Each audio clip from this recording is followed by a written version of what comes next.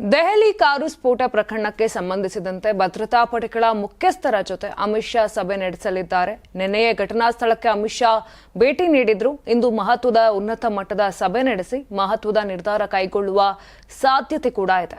ಈ ಸಭೆಯು ದೇಶದ ಆಂತರಿಕ ಭದ್ರತಾ ಸನ್ನಿವೇಶವನ್ನ ಪರಿಶೀಲಿಸುವ ಮತ್ತು ಭವಿಷ್ಯದ ಸವಾಲುಗಳನ್ನು ಎದುರಿಸುವ ಕುರಿತು ಕೇಂದ್ರೀಕೃತವಾಗಲಿದೆ. ಇನ್ನು ಸಭೆಯಲ್ಲಿ ಭದ್ರತಾ ಪಡೆಗಳ ಮುಖ್ಯಸ್ಥರು, ದೆಹಲಿ ಪೊಲೀಸ್ ಆಯುಕ್ತರು, ಗುಪ್ತಚರ ಬ್ಯೂರೋ ಮುಖ್ಯಸ್ಥರು ಮತ್ತು ಆಂತರಿಕ ಭದ್ರತೆಗೆ ಸಂಬಂಧಿಸಿದ ಹಿರಿಯ ಅಧಿಕಾರಿಗಳು ಭಾಗವಹಿಸಲಿದ್ದಾರೆ.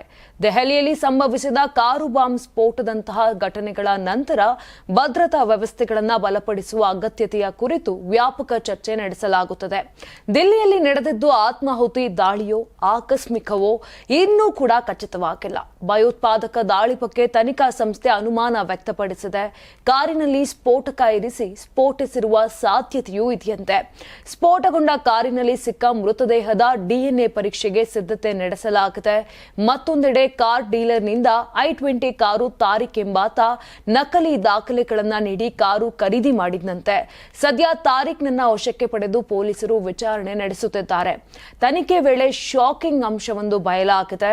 ವೈಟ್ ಕಾಲರ್ ಉಗ್ರರ ಕೈವಾಡ ಇದ್ದು ಸ್ಫೋಟಕ್ಕೆ ಜಮ್ಮು ಕಾಶ್ಮೀರ, ಫರೀದಾಬಾದ್, ದೆಹಲಿಯ ನಂಟು ಇರುವ ಬಗ್ಗೆ ಹೇಳಲಾಗ್ತಿದೆ.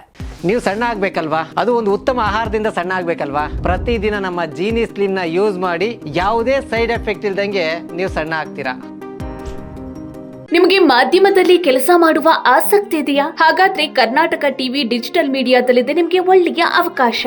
ಆಯ್ಕೆಯಾದವರಿಗೆ ಉಚಿತ ತರಬೇತಿ ಕೊಡ್ತೀವಿ. ತರಬೇತಿ ನಂತರ ಕೆಲಸ ಮಾಡುವ ಅವಕಾಶನೂ ಕೊಡ್ತೀವಿ. ಈ ಕೂಡಲೇ ನಿಮ್ಮ ಮಾಹಿತಿಯನ್ನ ಮೇಲ್ ಮಾಡಿ.